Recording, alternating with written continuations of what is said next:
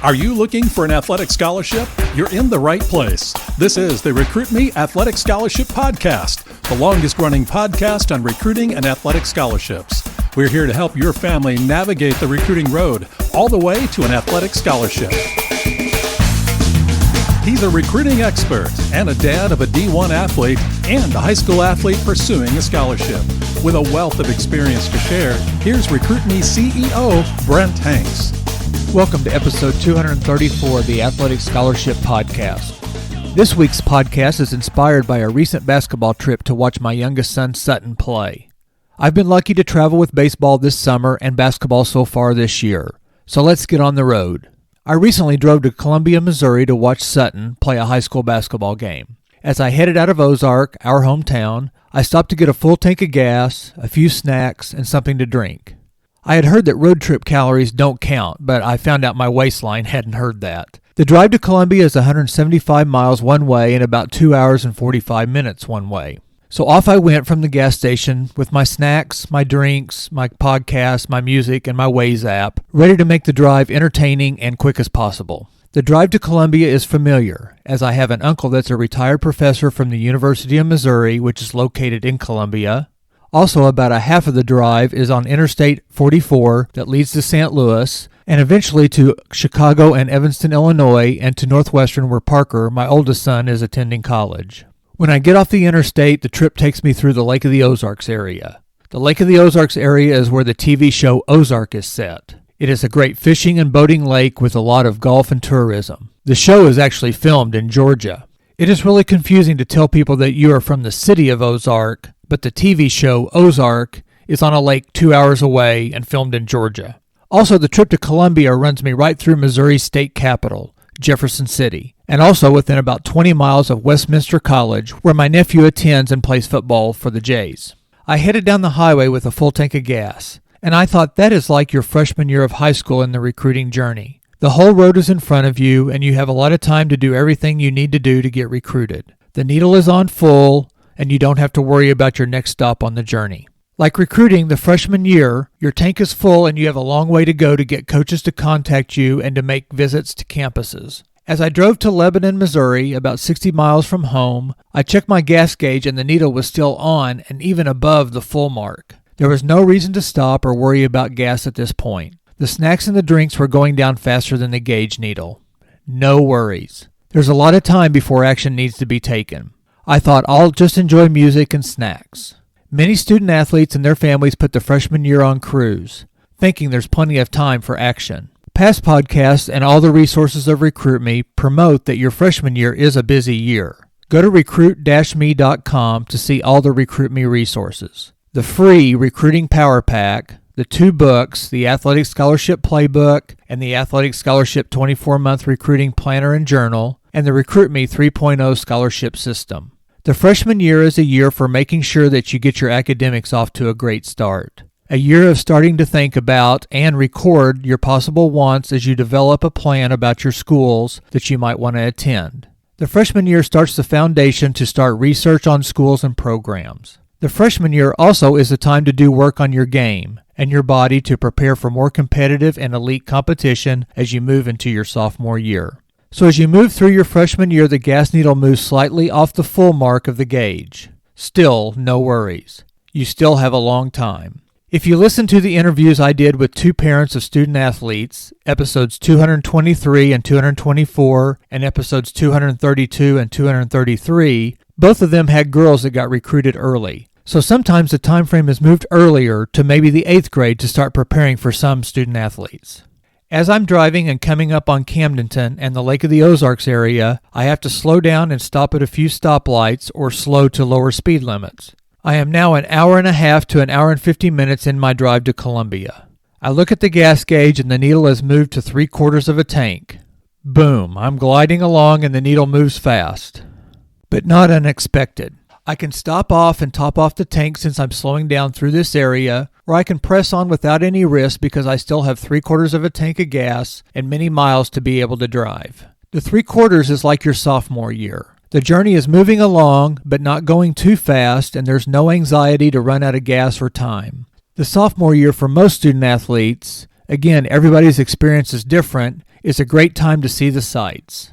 Much like my drive through the lake area, this is the most scenic. The lake, the boats, the hotels, the tourist attractions fill this part of the drive. This part of the recruiting journey is still relaxing. Campus drive-thrus, doing research on programs, making a list of schools, and playing your sports make up most of the road to getting recruited during your sophomore year. As I exited the lake area, the needle has moved toward the half-a-tank spot on the gas gauge. I've always said, quote, "You'll never run out of gas if you never go past half empty," unquote. So this would be a great time to stop and get gas. But Jefferson City is the next bigger town, and I'll be 2 hours and 20 minutes into the drive. The highway runs straight through Jefferson City, and I would have to slow down and exit there. So I'm on a roll. Cruise is set about 70 miles per hour, so I'm going to keep going. I get through Missouri's capital city. As I go over the bridge that spans the Missouri River, I can look over to the right and see the Capitol building that sits high above the banks of the Missouri River. I figured I'm at half a tank and I can easily make it to Columbia, which is just 35 miles away. I can stop and get gas after the game as I leave Columbia. I'm out of snacks and I have just a little water left, but I can hit the concession stand at the game for a carryover snack and drink. I had set up to meet my uncle that lives in Columbia before the game to have a little visit. He would, under normal circumstances, have come to the basketball game, but with COVID restrictions, only one parent per visiting player was allowed to attend the game. Luckily, Ozark was able to broadcast the game on YouTube. So my wife, my uncle, and the grandparents could watch the JV and the varsity game on YouTube. I pulled up to my Uncle Dale's driveway and we visited for about 45 minutes before I headed to Columbia Hickman's gym, the home of the Cupies. I got to enjoy a JV and a varsity win as both teams played very well. The varsity game ended about 8:30 and I gave Sutton a fist bump and a good game before he got on the bus with the team. I cranked on the heat in the truck and headed home. I thought I'd better get something to eat, so I drove through a fast food joint and ate as I drove back south. I finished my burgers and fries by the time I got to Jeff City, and I looked at the gas gauge. Now I'm a little under the half-a-tank mark. I look at my GPS map for how many miles to home versus the truck's information center on how many miles I could drive on the remaining gas in the tank. I figured I could get to Lebanon and get gas there because I'm guaranteed to have a stop as I go through town to get back on I-44. I now feel like I'm in the student-athlete's junior year. The needle is moving faster. The need for planning is more evident. I do have a plan. Your junior year, you are using the list of schools and the research that you have done to send emails to those schools. You are now needing to manufacture your introductory packet that has your introductory email and a player profile or resume to send to coaches.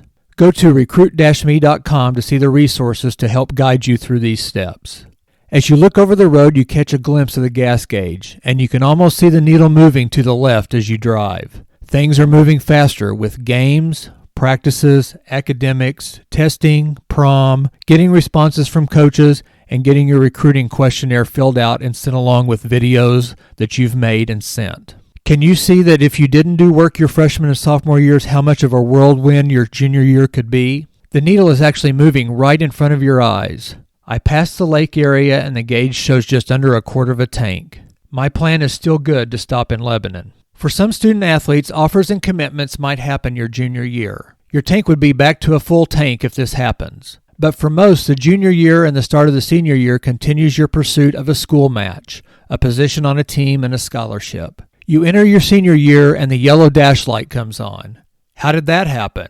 Wasn't the needle just over a quarter of a tank? Whoosh, that needle moves fast. The light and the bell dinging adds pressure to your drive. But if you have a plan and have worked the plan, you know you have choices. Do I hit the first gas station I come to in Lebanon, or do I want to go to the station that is actually at the stoplight that I'm going to have to stop at anyway? The plan works and I stop at the stoplight station. I even hit the one that's on the right side of the road and is an easy in and out pit stop. The fill-up is like committing or signing the national letter of intent. I can take a breath and not worry about running out of gas. I still have work to do, though, driving home. I still have an hour drive. Much like after committing, you still have work to do. Staying on top of your game in academics, filling out school applications and the FAFSA forms, and more are still a part of your journey. Well, this was a good trip. I got home safely, fed my belly, visited with my uncle, got 2 wins for Ozark, and I got a good podcast topic to pass along to you and all the Recruit Me families.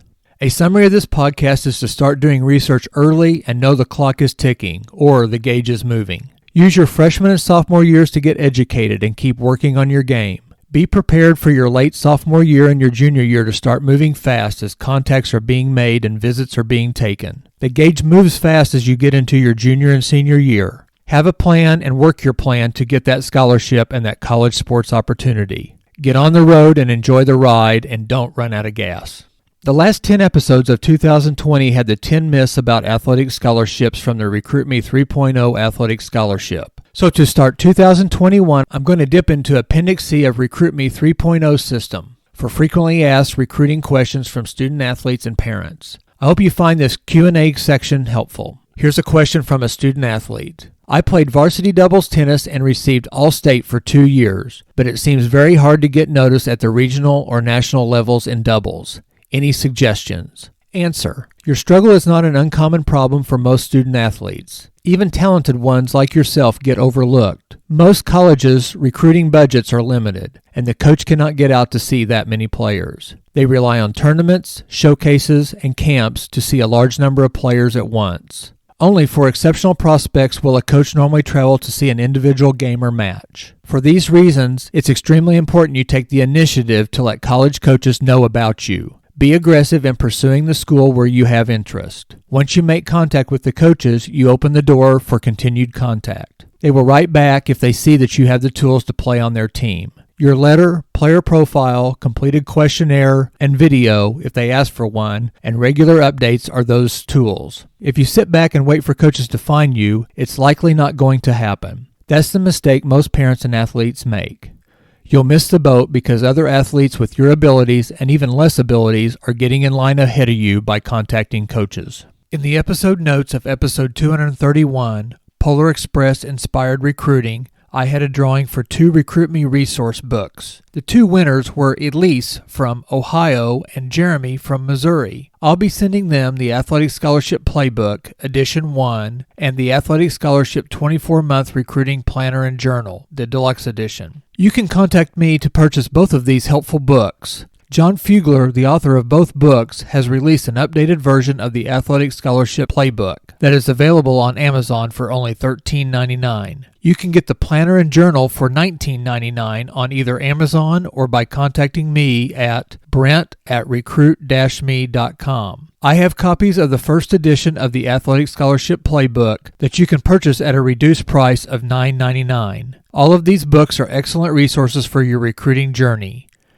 Email me at brent@recruit-me.com if you have questions or comments. A special thanks to our sponsor of the Athletic Scholarship Podcast, Cody Hanks, your friendly neighborhood realtor in Southwest Missouri. Contact Cody Hanks at 417-860-9160 or by email codyhanks@swmrealty.com. One of my goals for early 2021 is to get 200 plus listeners to each podcast. The stats show that we now average 150 to 160 listens per episode. If you believe the content of the Athletic Scholarship Podcast is helpful, I ask you to share the podcast with your teammates and their families. You are not normally in competition with them for a college scholarship, so share the wealth and help both me and a family looking for direction. The podcast has listeners from coast to coast in the U.S., and a few regular listeners on other continents. I will challenge my home state of Missouri listeners to lead the way. We can't let Texas and California have more listeners, can we? I guess they are bigger populations, but we are the home team. Also, if you have a chance to rate the podcast on your favorite podcast app or make a comment, I would appreciate that too.